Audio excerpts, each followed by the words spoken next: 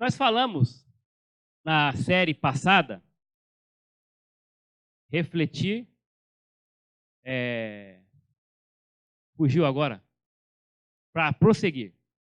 E aí, nós trouxemos aqui os elementos básicos da vida cristã, aquilo que Deus disponibilizou, né, como fundamento para a vida cristã. A oração, a Bíblia, o Espírito Santo e a igreja. E esses 4 elementos foram deixados por Deus para quê? Para que nós pudéssemos viver de maneira excelente, viver a vida cristã como ela foi planejada para ser vivida. Em outras palavras, para cumprirmos a vontade de Deus e glorificarmos de maneira plena o seu nome aqui na terra, por meio de uma palavra que é tema da série desse próximo mês: discipulado.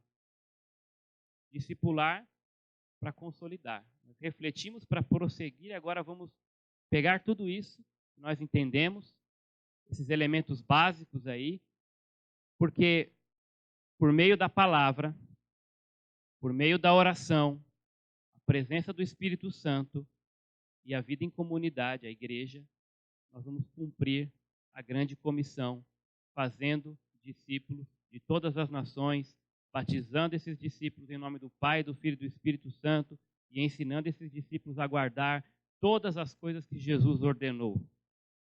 E ele garante que esse processo, apesar de difícil, apesar de ser um processo que exige sacrifício, nós vamos ver isso, ele garante que estaria conosco todos os dias para isso, até o final do século. É isso, irmãos, olha a conexão. Isso é o básico.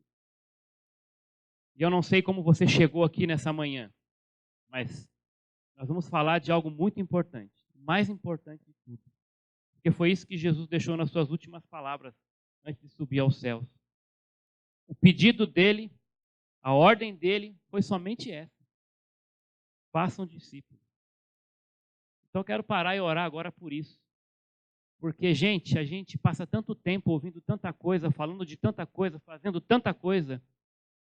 E a pergunta é, será que no meio disso tudo, dessa correria toda, dessa boa vontade de agradar a Deus, eu sei que muitos têm essa intenção genuína de ser cristão e, por meio dessa vida cristã, honrar a Deus, a pergunta é, será que nós estamos fazendo o que é principal que Jesus pediu? Fazendo discípulos? Porque se não estiver acontecendo, gente, desculpe, nós não podemos continuar assim. Vamos orar nesse momento? Senhor, eu quero pedir que o Teu Espírito Santo ilumine nosso coração e mente, mexa conosco no sentido de fazer entender a importância, a relevância, a urgência desta ordem do Senhor de fazer discípulos. E se em algum momento nós desviamos desse propósito, que hoje seja o dia de decidir voltar. Porque isso é ser cristão de verdade. É isso que faz realmente a diferença. É isso que nos denomina, de fato, cristãos. E se não estamos fazendo, se nunca fizemos, provavelmente nunca fomos. Tenha misericórdia de nós, Pai. Ajude-nos a entender o conceito desse discipulado. Em nome de Jesus. Amém. Então vamos lá. Algumas estatísticas aí. Eu já tinha isso, trouxe, achei bem relevante. Apenas 1% da população cabe em templos. Quando fala templos, entenda esses prédios, né? onde as igrejas se reúnem. A maioria das pessoas passa apenas 6,5 dias por ano nos templos. Duro isso, né? Pensando na população como um todo, 75% dessas pessoas nunca entraram nos templos. Pensando de novo no prédio. E apesar de tudo isso, 95% dos recursos são gastos com programas. E só 5% gastos com evangelismo e discipulado. Então, apesar de tudo isso, nós concentramos 95% dos esforços esperando as pessoas que vêm com programas. E só 5% pensando em alcançar essas pessoas através do evangelismo e discipulado. Saindo, tendo igreja mesmo de fato. Muitas igrejas, entre aspas aqui, morrem no domingo à noite. Né? Reúne de manhã, reúne à noite ali, morreu. Só vai ressuscitar de novo no próximo domingo, no domingo seguinte pela manhã. Não acontece mais nada. A igreja não vive. Apesar da igreja ter eventos e programas na semana, muitos de vocês aqui só aparecem aqui domingo de manhã ou domingo à noite. E não tem mais contato com ninguém. Não se comunica, não vive a igreja. É isso? É para isso que Deus nos salvou? É isso que Ele planejou para a sua vida e para a minha? Mas essa é uma realidade. 15% da igreja trabalha e 85% apenas consome. Vem a igreja ou a vida da igreja como um shopping, uma loja de conveniência. Vem para receber, para consumir. E aí, gostou, bate palma, não gostou, critica. Enfim, se não gostou mais ainda, procura outra, porque vai achar, para todos os gostos aí. Não entendeu ainda o que é ser família, o que é ser igreja, o que é pertencer ao corpo. Mas essa é uma realidade. 15% trabalha, 85% consome. Onde você está aí? Não tem como fugir disso. Ou está de um lado, ou está do outro. 95% das pessoas que se convertem, obviamente falando isso em nossas igrejas, elas não sabem o que elas fizeram exatamente. Foram convertidos tantos, tal. Aí você vai conversar com essa pessoa. O que aconteceu? O que significa para você se converter? Ela não sabe. Talvez porque, em muitos casos, aí, estou especulando aqui, foi muito emocional o momento. Foi talvez um culto legal, o pastor animado, uma palavra e tal. Sim, Deus falou, tal, mas ficou no calor da emoção. Levantou a mão, chorou, ajoelhou, rolou, enfim. Mas dali para frente, olha só, 90% se desviam num período de 48 horas após a tal conversão. 90%. Os novos convertidos ficam dispersos pela congregação, o que torna impossível o acompanhamento eficiente. Deixa eu ver, eu estou voltando? Aí. A falta de conhecimento do público que está chegando dificulta o relacionamento e contribui para a não consolidação. Tudo isso são elementos, né, que foram pesquisados, chegando a essa conclusão de uma maneira geral, e a baita necessidade de voltar para o foco, né, fazer aquilo que é mais importante, que é o crucial, que é o urgente, o discipulado. Pesquisas mostram que depois de 2 anos de conversão, cerca de 90% dos crentes não tem mais amigos não crentes. Eu estava compartilhando a respeito disso na minha vida. É muito difícil para mim quando eu tenho que interagir, porque o meu círculo de relacionamento, tirando alguns parentes, é desse jeito aí. E eu sou pastor da igreja, eu vivo aqui, né, durante a semana a gente está aqui, não trabalho secularmente, assim, numa empresa onde tenham incrédulos. E agora vou voltar a estudar, né? Faculdade ainda assim é online, mas vou interagir um pouco mais, graças a Deus por isso, mas também até então não tinha esse tempo. meu estudo anterior era seminário, então também, né, interagindo com cristãos, 90%. Depois de 2 anos, círculo de amigos só de crente. E aí, como é que fica? Abre sua Bíblia nesse texto. Lucas capítulo 14. É um texto bem conhecido. Em algum momento, enquanto nós falamos do conceito, não tem como também não abordar um pouco do perfil. Enfim, as coisas se misturam. Mas vamos tentar olhar o que é o discipulado a partir desse texto, as 3 dimensões dele. Lucas capítulo, ou para alguns é 14, para outros pode ser 14 mesmo, né? Vamos começar no versículo 25. Tá bom, é que tá projetado aí o texto também, mas você pode acompanhar na sua versão. Lucas capítulo 14, verso 25, 100 a 5. Quer dizer, 100 a 5 é outra coisa.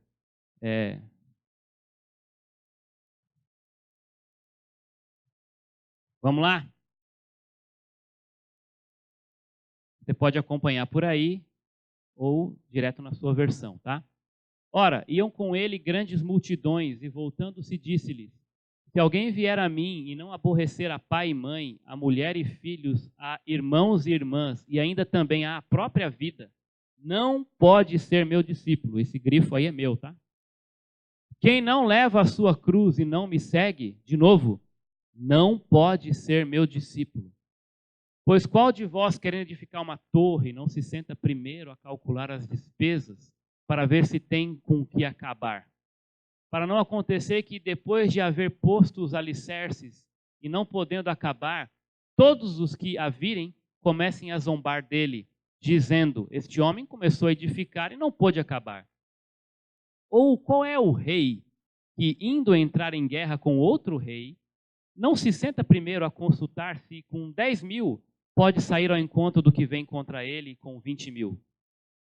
No caso contrário, enquanto o outro ainda está longe, manda embaixadores e pede condições de paz.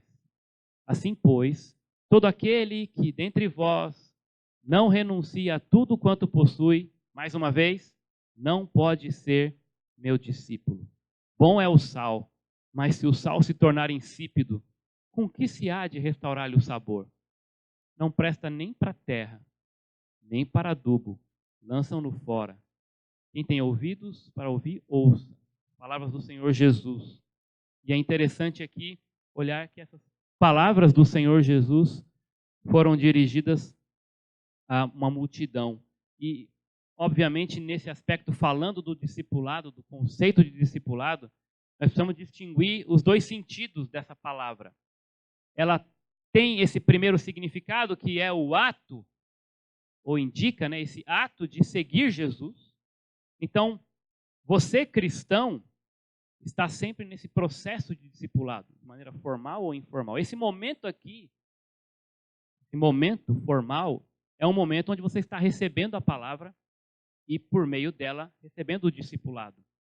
A sua responsabilidade enquanto cristão de crescer, né, na graça e no conhecimento, e também ser ajudado por outros nesse processo, é o seu ato de seguir a Jesus.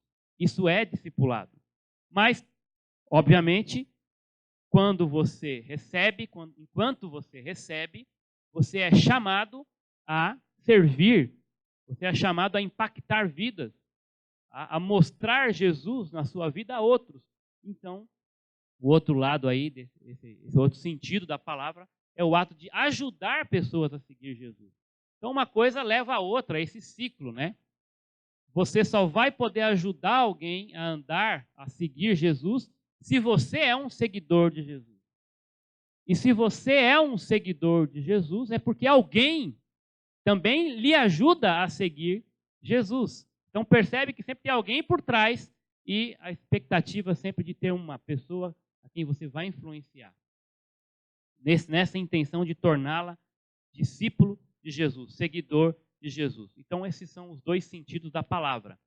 Aqui no começo, essa audiência de Jesus também mostra para nós 3 círculos de pessoas, e não só nesse texto, mas podemos ver em outros também, Jesus vai se dirigir a multidões aqui. O texto fala que ia com ele, o acompanhava uma multidão.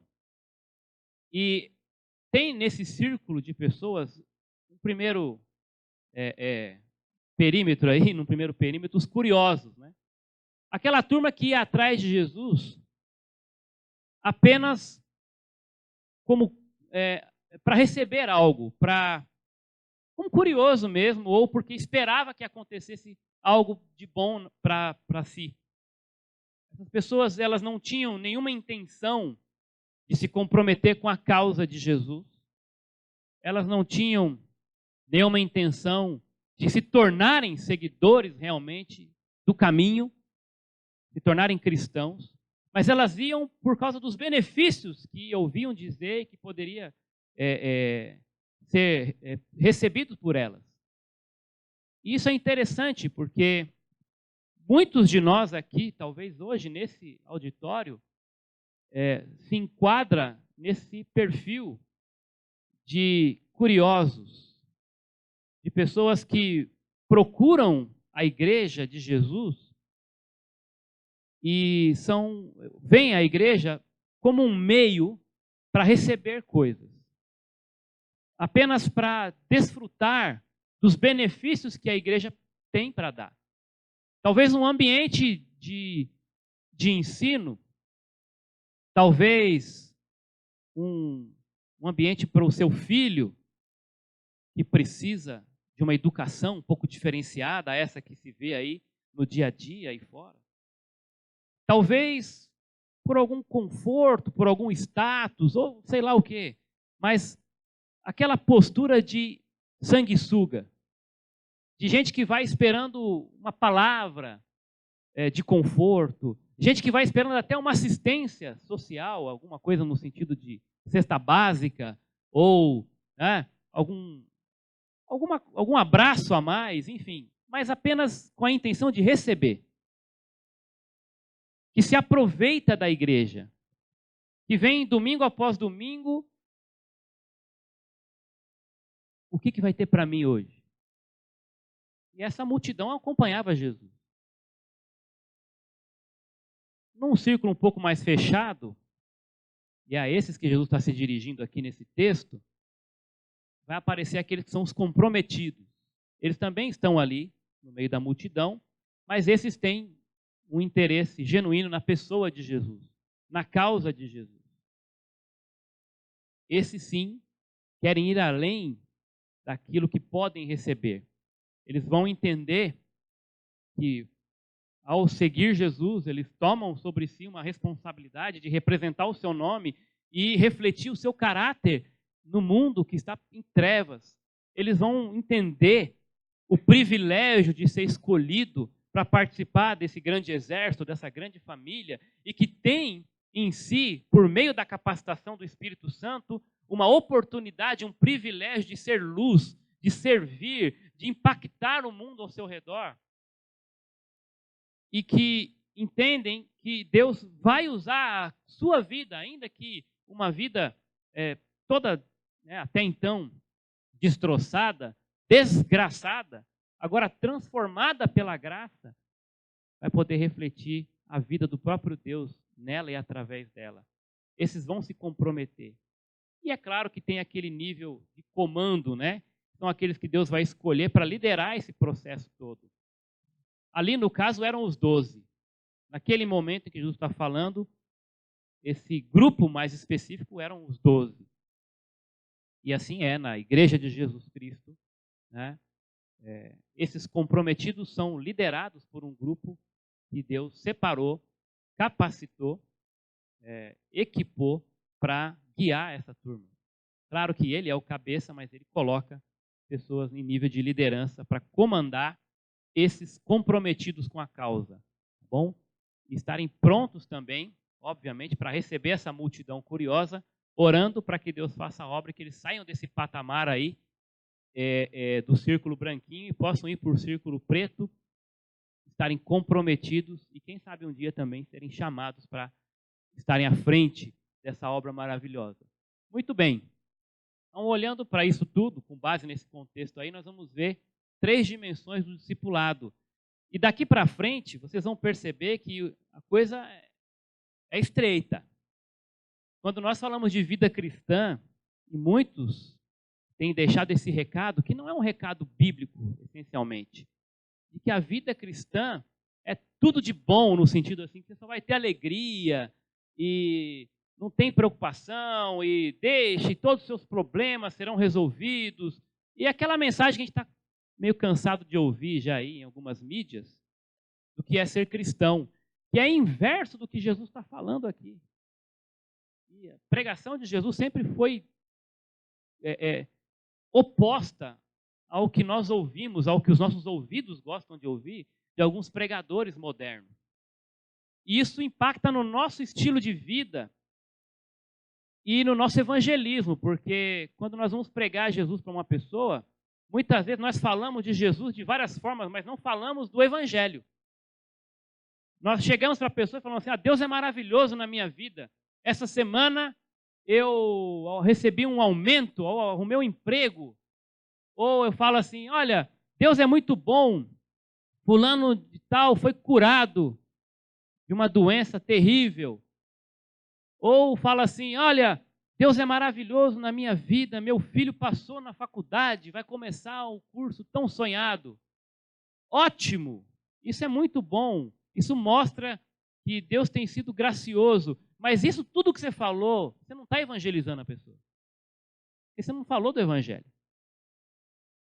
E alguns acham que contando esses causos interessantes e bons, eles estão falando de Jesus para todo mundo. Olha, falei de Jesus essa semana para um monte de gente, pastor. Só contando da promoção na empresa, ou do curso da faculdade, ou que conseguiu uma cura. Isso não é o evangelho.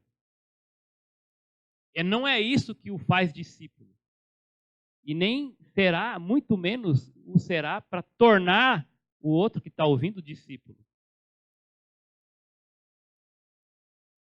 Primeira dimensão aí é da dedicação. Jesus vai dizer o seguinte, se alguém quer vir a mim e não aborrecer, e eu quero parar nessa palavra aqui, porque literalmente essa palavra significa odiar, né? Mas ela é traduzida em outras versões, inclusive na minha aqui, como amar menos. E essa é a ideia. A ideia é forte ao ponto de que aquele amor mais genuíno, mais puro, mais profundo que você tenha, talvez por pai, por mãe, por mulher, por filhos. Não tem sogra aí, ó. Interessante, né? A sogra é a mãe, tá? Entra aí no contexto. Mas, brincadeira. Aquele amor mais profundo que você tem, pai, mãe, mulher, filhos, irmãos, irmãs, comparado ao amor que você deve ter por Jesus, aquela dedicação que você tem, que empenha a sua vida, que você se desgasta por causa do seu pai, da sua mãe, da sua mulher, dos seus filhos, dos seus irmãos, aquela dedicação comparada à dedicação que você deve ter a Jesus Cristo, torna-se nessa comparação quase que um ódio. Do tamanho que deve ser o amor e a dedicação que a sua vida deve ter a Jesus e a causa dele. Então não é que você tem que, como alguns pensavam, né, lendo esse versículo, para eu ser discípulo de Jesus, eu tenho que contrariar meu pai e minha mãe. Tenho que desobedecer, tenho que aborrecê-los. Não é isso, jamais. A ideia aqui é seu amor por Jesus tem que ser muito maior. A sua dedicação por Jesus tem que ser muito maior. Aquela, talvez, dedicação ou amor mais profundo, mais genuíno que você tem por pessoas mais queridas no seu eixo de relacionamento. Percebe como o preço é alto? Percebe como vida cristã, a partir daqui, começando aqui, já nos cobra algo muito caro?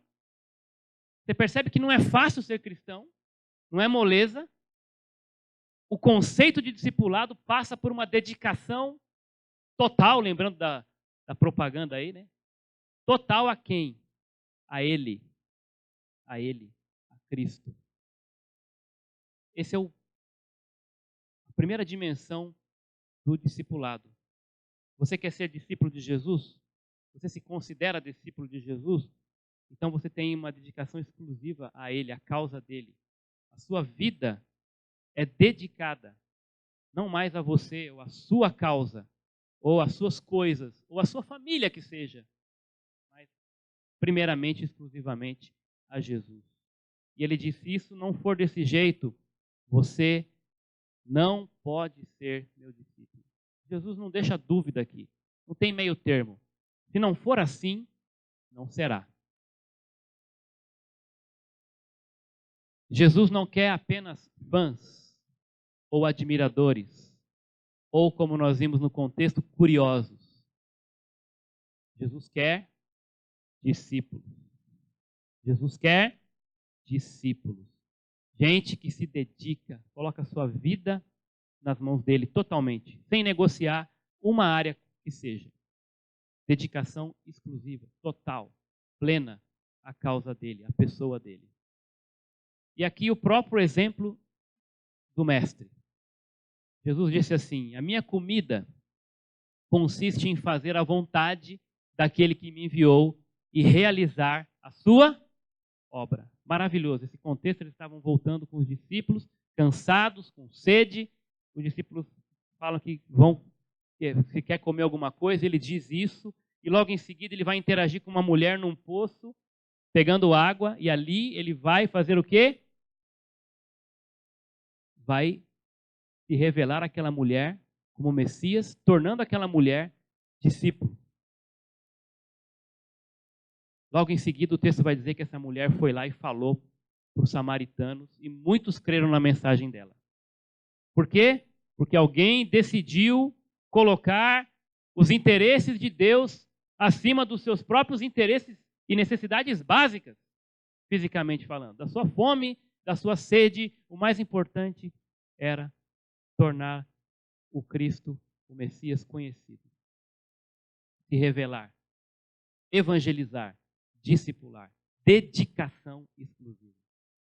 Depois ele vai dizer assim, já no fim da sua vida, eu te glorifiquei aqui na terra, né? Eu te glorifiquei na terra, consumando a obra que me confiaste para fazer. Então, Jesus está dando uma declaração aqui de dedicação. Olha, a minha vida, Pai, o meu trabalho, a minha missão foi concluída e ela estava toda voltada para a tua glória, para fazer o trabalho que o Senhor me deu para fazer. Eu vivi para o Senhor. Está consumado. E aqui outro texto, a citação que Paulo faz da vida de Jesus, dizendo que a si mesmo ele se humilhou, tornando-se obediente. E aqui o sinônimo, né, dedicação, tem tudo a ver com obediência. Tornando-se obediente até a morte, e morte de cruz. Outro texto que revela a dedicação total de Jesus à causa. Outra dimensão, a segunda dimensão do discipulado, envolve esse aspecto aí que eu estou chamando de sabor. Ele está relacionado com o sacrifício. E não tem como não enxergar isso ao ler essa frase de Jesus. Quem não leva a sua cruz e não me segue, não pode ser meu discípulo. Mas, pastor, como é que eu entendo isso nessa frase? Quando eu entendo o conceito do que Jesus está querendo dizer quando ele fala de levar a sua cruz. Quando uma pessoa, nos tempos de Jesus, aquele ambiente cultural, ela era chamada ou convocada a levar a sua cruz, certamente o que estaria acontecendo com esse cidadão? Quando ele teria que levar uma cruz. Ou pelo menos o travessão dessa cruz, né? Para onde ele estaria indo? Para um piquenique? Para o shopping? Não. Nem para a igreja. Ele estaria indo para onde? Para a morte. Então, quando as pessoas, aquela multidão ouviu isso, eles entenderam muito bem que Jesus estava dizendo: se vocês querem ser meu discípulo, vocês vão sofrer. Se vocês querem ser meu discípulo, a vida não vai ser fácil. Ao contrário, muito dura. Se vocês querem ser meus discípulos, vocês terão que morrer. E alguns sabiam que provavelmente isso seria literal. Até. Com Jesus foi assim. O dissabor da vida. O dissabor no sentido do sofrimento. Nós sabemos, e temos que saber, que existe um preço. A vida cristã, o discipulado exige um preço. E esse preço é alto. Mas é um preço que primeiro ele pagou para nos capacitar a viver dessa forma. Eu sei que isso não é suave aos nossos ouvidos, irmãos. Mas eu não estou aqui para falar o que nós queremos ouvir. E se eu estou aqui hoje falando isso, é porque um dia alguém também me disse o que eu não queria ouvir. Porque não é isso que nos torna cristãos. Isso pode tornar o ambiente agradável, mas isso não vai ter força para resistir a esse mundo perdido aí, quando você sair daqui. Se você sair daqui achando que é molezinha a vida cristã, você vai desonrar o nome de Jesus lá fora. Se você sair daqui achando que vida cristã é suave, você não será digno de levar o nome de Jesus. Você tem que entender que quando sair daqui, você vai ser perseguido. E isso tem sido algo cruel e diabólico no evangelismo de muitos cristãos hoje em dia, porque querem falar de Jesus para as pessoas, dizendo que Jesus é coleguinha, nesse sentido de que tudo vai ser resolvido, não vai ter problema. Não. Para que uma pessoa primeiro entenda que ela precisa ser salva, ela tem que saber antes que ela está perdida. Para ela primeiro saber que ela tem valor em Cristo, ela tem que entender que na sua humanidade ela é totalmente depravada. E nada que ela faça pode agradar a Deus. Nesse sentido, quando você for quando você for dar essa informação para uma pessoa lá fora, isso não vai ser agradável aos seus ouvidos e pode até ser que isso gere um desconforto tal que essa pessoa nem queira mais conversar com você. Só que os evangelistas modernos só querem agradar os outros, só querem contar a boa notícia da parte final. Eles não querem dizer que antes de uma boa notícia, tem uma notícia que é ruim demais. O homem é pecador e o pecado faz separação entre ele e Deus, e esse pecado fede. Ele impede que o Deus Santo se aproxime dele. Foi por causa disso que o homem se separou de Deus. E o homem está caminhando a passos largos para a perdição e para o inferno. E esse tipo de informação as pessoas não querem ouvir. E esse é o preço do discipulado, porque o verdadeiro discipulado começa com uma notícia muito trágica, porém verdadeira e real. A perdição, a depravação do homem. Então, quem não leva a sua cruz nesse sentido, não pode ser discípulo.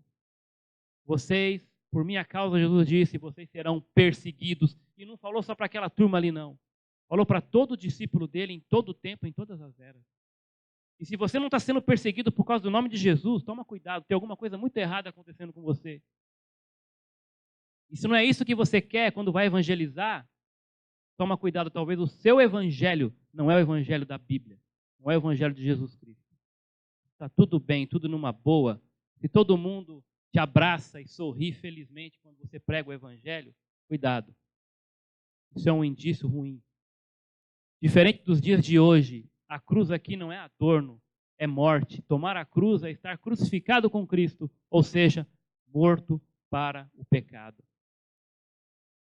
Carregar a cruz é assumir uma dimensão profunda de coerência com a vida cristã, entendendo que você, ao se unir ao crucificado, será odiado pelo mundo. Não foi isso que ele disse? Não tente maquiar a mensagem. Não vai dar certo. Você vai produzir discípulos de qualquer outro, menos de Cristo. A mensagem é essa. Passa por esse aspecto de sabor. E Jesus disse isso mesmo. Eu desci do céu, não para fazer minha vontade, mas sim a vontade daquele que me enviou. E o texto de Mateus 26 vai dizer que ele, adiantando-se um pouco, prostrou-se sobre o seu rosto e disse na sua oração, meu Pai, se possível, passa de mim este cálice. Todavia, não seja como eu quero, e sim como tu queres. O próprio Senhor Jesus provou o sofrimento, o dissabor. Naquele momento da cruz, o meu e o seu pecado e o pecado de todo mundo foi sobre ele. E o cálice que ele se refere aí é aquele momento onde ele vai dizer: Deus meu, por que me desamparaste? Deus nunca vai fazer isso com você, mas por causa do seu pecado fez isso com ele na cruz. É isso que ele disse: se possível, passa de mim, mas não seja feita a minha vontade, sim a tua. Quantas vezes você tem orado essa semana dessa forma, dizendo para Deus assim: Senhor, não seja feita a minha vontade, mas sim a tua. Dando sequência aí, senha 30. Tá bom.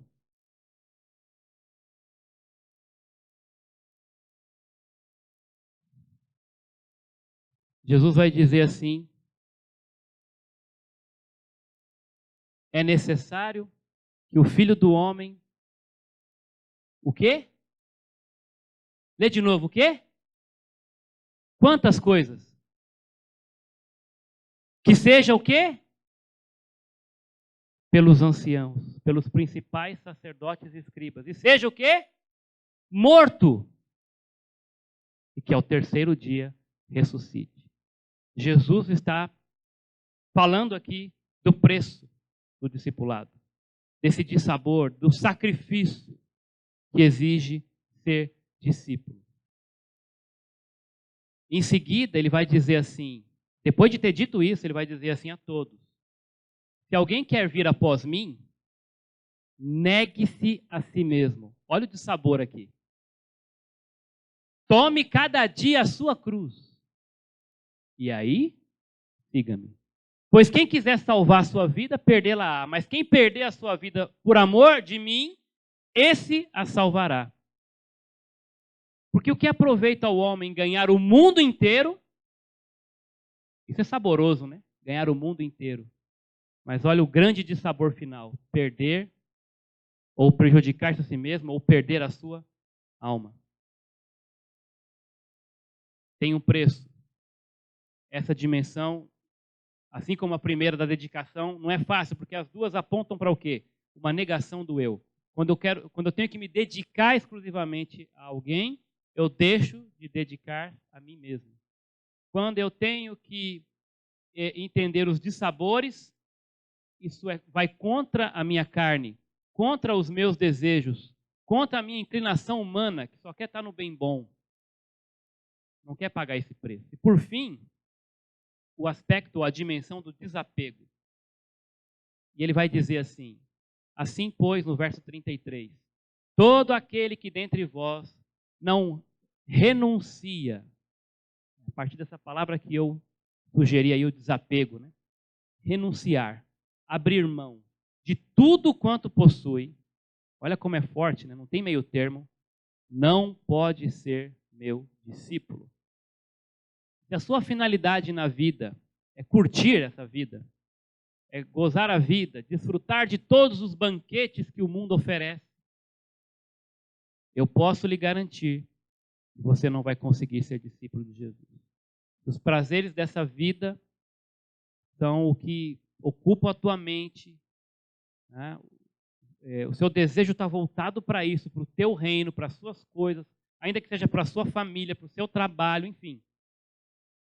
Você não tem disposição para renunciar a tudo isso, você não pode ser discípulo. O que adianta ganhar um pouco mais de dinheiro e perder a sua alma? O que adianta acrescentar mais um bem material na sua declaração do imposto de renda e perder a sua alma?